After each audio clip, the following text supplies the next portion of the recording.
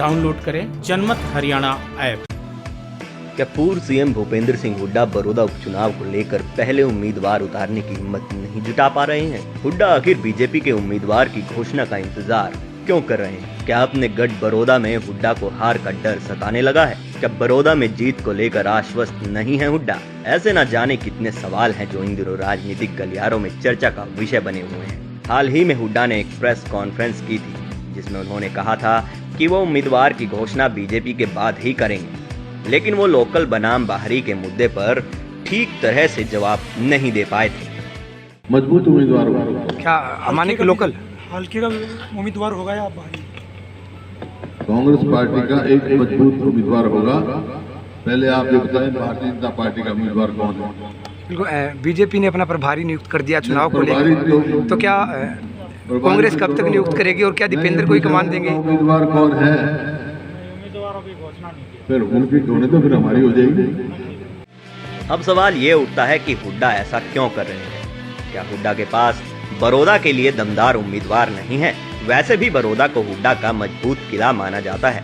उनके सीएम बनने के बाद से हुए 3 विधानसभा चुनाव में कांग्रेस उम्मीदवार ने यहाँ जीत हासिल की है, लेकिन तीनों बार की जीत में उम्मीदवार का रोल कम और हुड्डा की भूमिका ज्यादा रही है। दिवंगत श्री कृष्ण हुड्डा भी तीनों बार पूर्व सीएम के नाम पर ही बड़ौदा से विधायक बने थे। श्री कृष्ण हुड्डा बड़ौदा से नहीं थे और उनका किलोई हलके के खिड़वाली गांव से संबंध था। ऐसे में हुड्डा अगर दिवंगत विधायक के परिवार में से किसी को टिकट देते हैं तो उपचुनाव में वो लोकल बनाम बाहरी का बड़ा मुद्दा बन सकता है। इस मुद्दे की काट के लिए शायद हुड्डा बीजेपी की टिकट का इंतजार कर रहे हैं। श्री कृष्ण हुड्डा के विधायक रहते हुए बड़ौदा में कांग्रेस की लोकल लीडरशिप उभर नहीं पाई। भूपेंद्र मलिक का जरूर जनाधार था, लेकिन टिकट ना मिलने की वजह से वो विधानसभा चुनाव से ठीक पहले जेजेपी में शामिल हो गए। आज बड़ौदा में हुड्डा के लिए उम्मीदवार का चयन टेढ़ी खीर हो गया है। कपूर नरवाल और भूपेंद्र मलिक बड़ौदा विधानसभा क्षेत्र में दोनों ऐसे चेहरे हैं जिनका अपना अच्छा खासा वोट बैंक है। कपूर नरवाल इनेलो की तरफ से 2009 और 2014 का विधानसभा चुनाव लड़ चुके हैं। भले ही नरवाल चुनाव हार गए हों, लेकिन उन्होंने दोनों बार अच्छे खासे मत हासिल किए थे। वहीं भूपेंद्र मलिक ने भी पिछले विधानसभा चुनाव में 32,000 वोट लिए थे। फिलहाल कपूर नरवाल बीजेपी में हैं और भूपेंद्र मलिक जेजेपी में हैं। दोनों ही पार्टियां फिलहाल प्रदेश में गठबंधन सरकार चला रही हैं।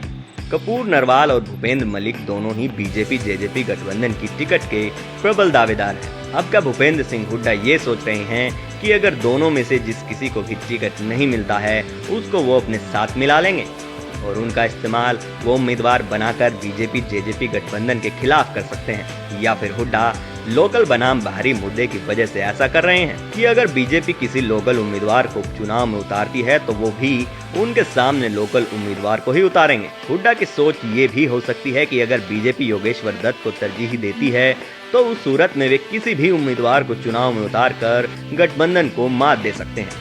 अब देखना यह है कि बड़ौदा में बीजेपी जेजेपी गठबंधन किसे मौका देता है और उसकी काट के लिए हुड्डा किस पर दांव खेलते हैं। ब्यूरो रिपोर्ट, जनमत हरियाणा।